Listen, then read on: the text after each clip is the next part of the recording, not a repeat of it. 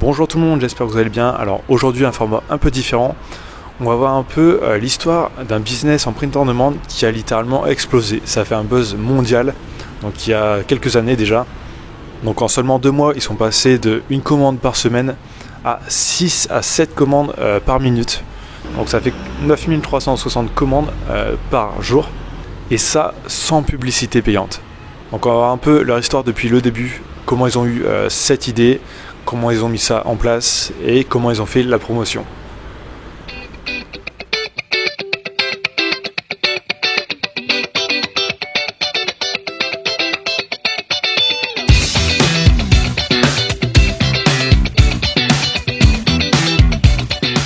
Donc l'histoire commence en fait en avril 2013.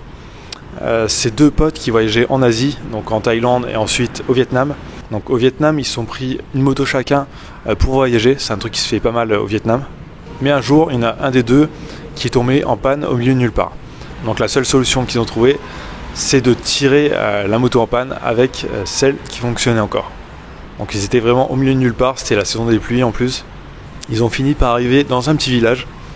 Mais le problème, c'est que personne parlait anglais dans ce village. Donc ils ont galéré à se faire comprendre. Très vite, quelques minutes après être arrivés, il y avait déjà toutes les personnes du village autour d'eux en fait. C'était l'animation du jour. Et eux, pour se faire comprendre, ils essayaient de faire des signes un peu dans tous les sens avec leurs pieds, leurs mains, enfin vraiment n'importe quoi. Et au bout d'un moment, ils ont réussi à se faire comprendre. Donc, il y avait un mécanicien justement dans la foule. Et il a pu checker leur moto et trouver ce qui allait pas. Au final, ils ont pu repartir en faisant toucher les câbles pour redémarrer la moto. Et ils sont allés jusqu'à Nha Trang, donc à 2 heures de route. Donc ils sont arrivés le soir. Là, arrivés à Nha Trang, ils sont allés se poser dans un bar. Ils ont commencé à picoler du Mekong, donc un alcool de là-bas. Ils se sont mis à repenser un peu aux galères qu'ils ont eues pour communiquer justement avec les locaux. Et là, ils ont eu une idée en fait d'essayer de trouver un moyen de communiquer plus facilement. Donc ils ont eu l'idée de communiquer avec des icônes. Donc ils ont sorti un bout de papier, enfin un bloc-notes. Ils se sont mis à dessiner des icônes.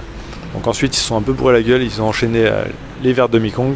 Et ils ont eu des idées d'icônes, justement, qui pourraient être indispensables pour voyager. Donc là, ça s'est arrêté là. Ils sont retournés chez eux ensuite après le voyage. Et 1 an plus tard, ils se sont dit ce serait quand même pas mal de tenter quelque chose avec cette idée.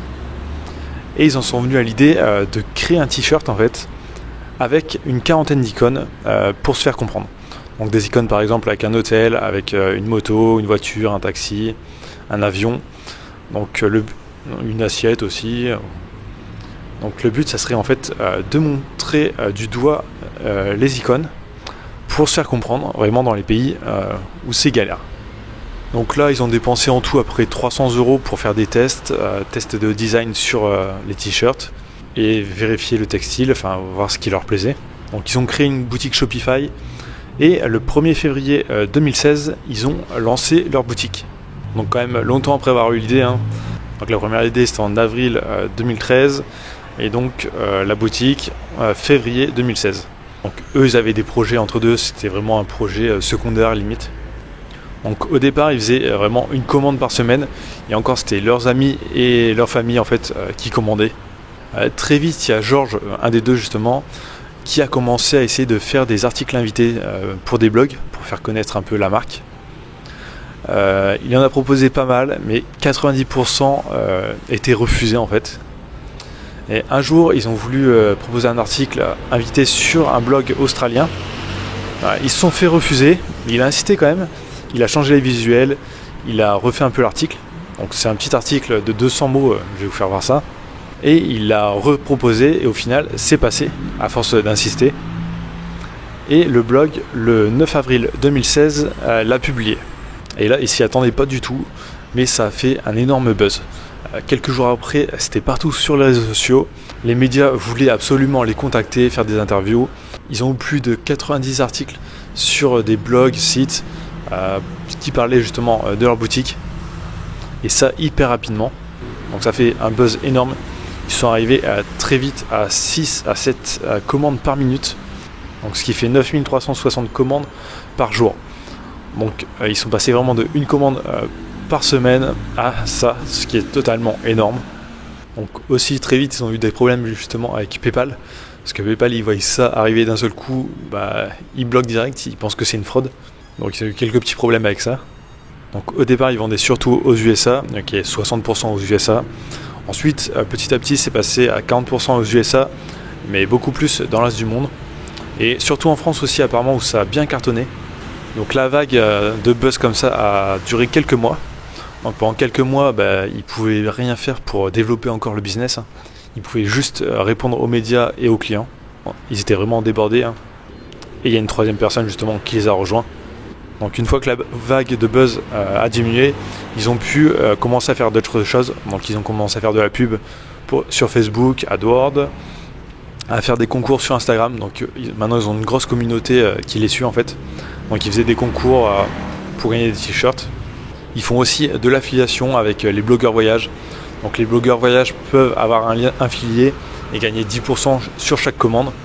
Donc ça permet justement aux blogueurs voyage de gagner de l'argent grâce à leurs produits. Ils ont eu assez rapidement aussi des contrefaçons. Donc ça, ils ont galéré aussi un peu à lutter contre ça. Et ils ont commencé aussi à vendre dans les boutiques physiques. Donc eux, ils n'ont pas de boutique, mais à vendre dans des boutiques connues. Donc ensuite, ils ont commencé à diversifier aussi un peu leurs produits. Donc maintenant, ils proposent des casquettes, d'autres trucs aussi. Ils ont fait une nouvelle édition pour chaque pays aussi. Par exemple, pour Paris, enfin pour la France, pour Paris, il y a des icônes avec baguette, Tour Eiffel, enfin des trucs comme ça. Ils ont même fait une conférence sur TEDx où ils parlaient un peu de l'histoire de leur société. La conférence est plutôt intéressante. Je vous mettrai le lien dans la description. Donc c'est intéressant de voir en fait comment ils sont partis d'une idée simple mais qui se démarquait des autres en print on demand. Donc au lieu de faire des t-shirts humoristiques, ils ont lancé un concept totalement différent. Et aussi ils ont fait la promotion d'une manière totalement différente aussi. Donc au lieu de faire de la pub Facebook comme tout le monde, eux ils ont fait avec des articles invités. Ce qu'au final peu de personnes font dans le print on demand. Donc j'espère que ça va vous donner un peu des idées et une manière différente un peu de voir le print on demand. Moi ça m'a donné une idée de business à lancer justement. Je pense que je tenterai de le lancer l'année prochaine. Pas tout de suite parce que j'ai pas mal de projets avant. Et justement je bosserai avec des blogueurs et des sites comme ça, enfin avec des articles invités. Enfin, en tout cas je vais tenter. Donc c'est tout pour cette vidéo. Si le format vous a plu, n'hésitez pas à me le dire dans les commentaires. J'en referai d'autres si ça plaît vraiment. Si vous voulez vous former au print on demand, mais d'une manière plus classique comme on fait actuellement, donc avec des phrases humoristiques et la pub Facebook, il y a le lien d'une formation dans la description. Donc c'est une formation que j'ai testée moi-même et que je trouve vraiment pas mal. Donc c'est vraiment une formation pour les débutants qui partent de zéro. Et sinon, n'oubliez pas de vous abonner à la chaîne, de liker la vidéo, de commenter, et je vous dis à très bientôt.